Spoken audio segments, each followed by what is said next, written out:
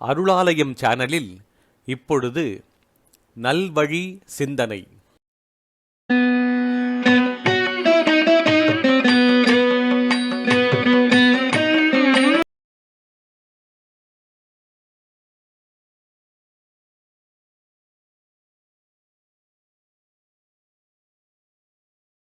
ஔவையார் அருளிய நல்வழி.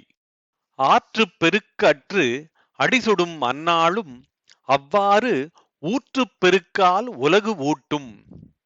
ஏற்றவர்க்கு நல்ல குடி பிறந்தார் நல்கூர்ந்தார் ஆனாலும் இல்லை என மாட்டார் இசைந்து.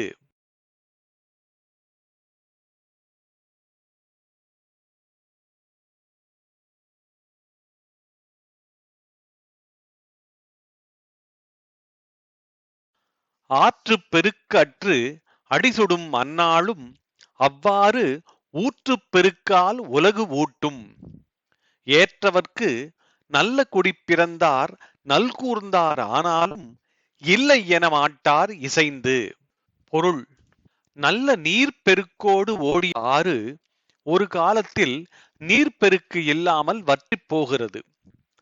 ஆற்று மணலானது வெயிலினால் சூடேற்றப்பட்டு நடப்பவருடைய கால் சுடும் அளவுக்கு ஆகிறது.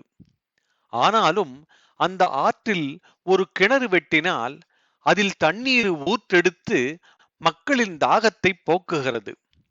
அதுபோல அறங்கள் பல செய்து வாழ்ந்தவர்களின் குடியினில் பிறந்தவர்கள் விதிவசத்தால் வறுமையை அடைந்தாலும் தன்னிடம் உதவி கேட்டு யாசிப்பவர்க்கு மனம் ஒப்பி இல்லை என்று சொல்ல மாட்டார்கள்.